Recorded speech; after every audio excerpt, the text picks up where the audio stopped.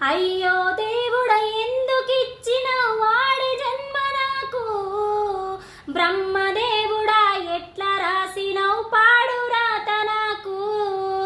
అయ్యో దేవుడ ఎందుకిచ్చిన వాడి జన్మ నాకు, బ్రహ్మదేవుడా ఎట్లా రాసినవు పాడు రాత నాకు.